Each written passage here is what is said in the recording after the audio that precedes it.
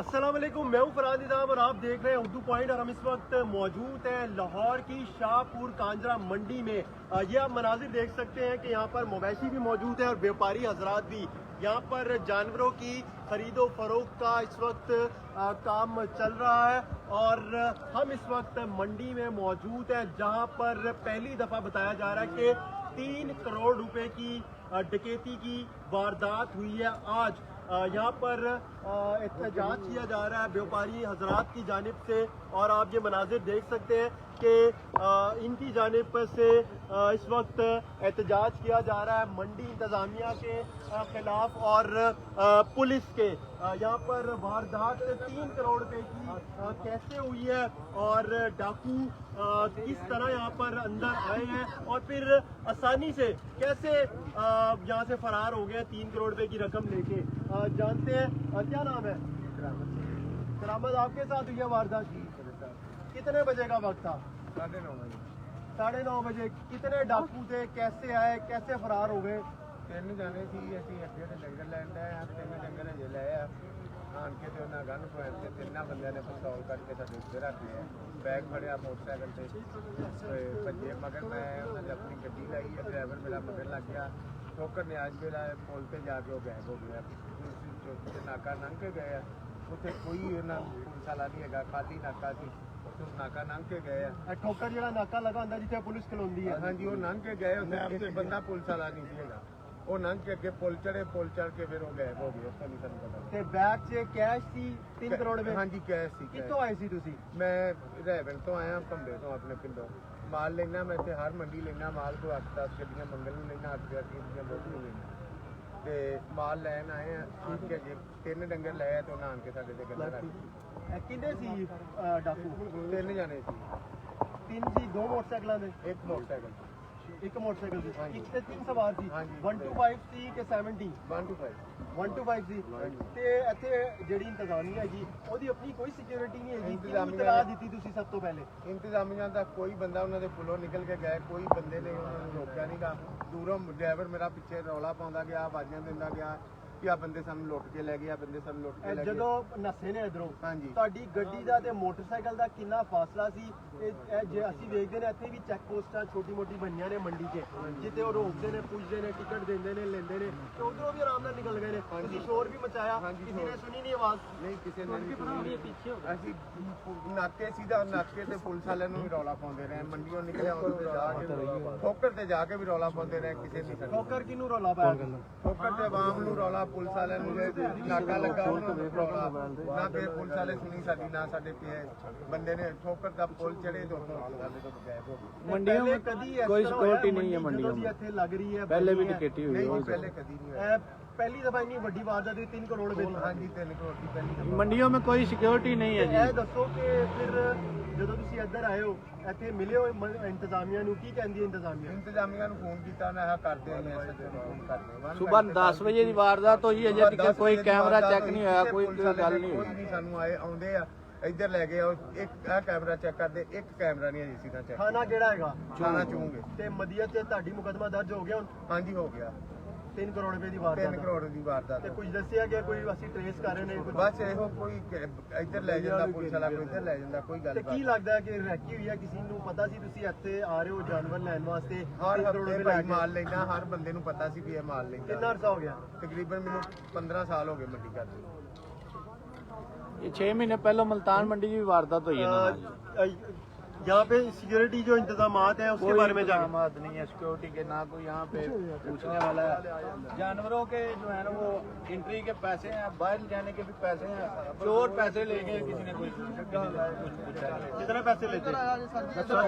Sir कितने पैसे लेते हैं ये आपको बताते हैं। सर आज से 10 दिन पहले जो है ना वो कच्ची कोडी रोड पर हमारे साथ जो है ना वो वारदात हुई है। ठीक है, हमारी 2 गाड़ियाँ, मुझे जिसमें 2 करोड़ 30 हजार रुपए 30 लाख का? जी जी, वो टिकट भी हमारे साथ हुई है। ठीक है, अभी तक उसका कुछ नहीं पता जो है ना वो कुछ भी हमें जो है ना वो कोई सराफ लगा के नहीं दिया पुलिस ने। ठीक है, और इसी साल में हमारे साथ मुल्तान में भी टिकटी हुई है, लेकिन पुलिस ने हमारे साथ कोई तामन नहीं किया। आज दिन दिहाड़े 9:30 बजे शाहपुर कांजरा मंडी में, ठीक है, 3.5 करोड़ रुपए की टिकटी करके जो चोर है ना वो आसानी से बाहर चले गए। मंडी में तो रश ही बड़ा होता है। जी मंडी में रश होता है, लेकिन गन पॉइंट पे 3 आदमी आए, तीनों ने यहाँ कनपट्टी पे पिस्तौल रखे हैं, ठीक है? तीनों के पास असला था, आसानी से चले गए हैं। सुबह के हम इधर जो है ना सरापा एहतजाज है, लेकिन किसी पुलिस वाले ने कोई इंतजामिया ने किसी इंतजामिया ने हमारे साथ किया ਸਾਡਾ ਮੁਤਾਲਬਾ ਹੈ हमारा ये मुतालबा है ਉਹਨਾਂ ਨੂੰ ਚਰਾਹ 'ਚ ਟੰਗਿਆ ਜਾਂ ਸਾਡੀ ਪੇਮੈਂਟ ਸਾਨੂੰ ਲੈ ਕੇ ਦਿੱਤੀ कि ਜਾਏ। अच्छे कैमरे नहीं लगे मंडी में? कैमरे पता कोई नहीं कुछ भी नहीं है इधर, कुछ भी नहीं है मंडी तो बाहर सीसीटीवी कैमरे नहीं है। पहले नंबर पर एक जानवर की पर्ची तो बगैर नहीं बाहर जान देते। ये मंडी वाले एक जानवर ਨੂੰ पर्ची तो बगैर नहीं बाहर देते। कितने पैसे लेंदे ने पर्ची तो? 2500 रुपया एक जानवर ਦਾ 2500 ਰੁਪਏ। 2500 ਦੀ ਲੈਂਦੇ। ਇੱਕ ਜਾਨਵਰ ਬਾਹਰ ਨਹੀਂ ਜਾਂਦੀ ਤੇ ਬੰਦਾ 3 ਕਰੋੜ ਲੈ ਕੇ ਜਾ ਰਿਹਾ ਨੂੰ ਜਾਣ ਦੇ।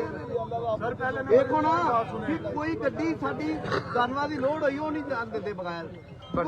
ਚੋਰੀ ਕਰਕੇ ਗੱਡੀ ਜਾ ਰਿਹਾ, ਕੋਈ ਪੈਸੇ ਚੋਰੀ ਕਰਕੇ ਜਾ ਰਿਹਾ, ਉਹਨੂੰ ਜਾਣਦੇ ਇਹਦਾ ਮਤਲਬ ਇਹ ਹੈ ਕਿ ਕੋਈ ਵੀ ਇੱਥੇ ਵਪਾਰੀ ਸੇਫ ਨਹੀਂ ਹੈਗਾ। ਨਹੀਂ ਹੈਗਾ। ਵਪਾਰੀ ਕੋਈ ਮੰਡੀ का है ना, पहले नंबर पे ये बाइक मंडी में दाखिल हो या गाड़ी दाखिल हो, ये इसकी पर्ची लेते हैं बाकायदा 50 या 100 रुपए पर्ची लेते हैं, ठीक है? एक 125 आता है बगैर नंबर प्लेट के, वो मंडी में इंटर यार तू या मेनू बना दे, तू बना ला। ठीक है? इसका मतलब है कि ये जो मंडी की इंतजामिया है ना, ये इसकी मिली भगत के साथ अच्छा ये यहाँ पे पुलिस वाले आए थे तो पहले नहीं होते? यही आए कोई नहीं है? इमरान मुगल साहब दिखाइएगा जरा, पुलिस वाले भी यहाँ पर मंडी में मौजूद है और सामने खड़े हुए हैं। सर ये 3 करोड़ रुपए की वारदात हुई है और जो पुलिस वाले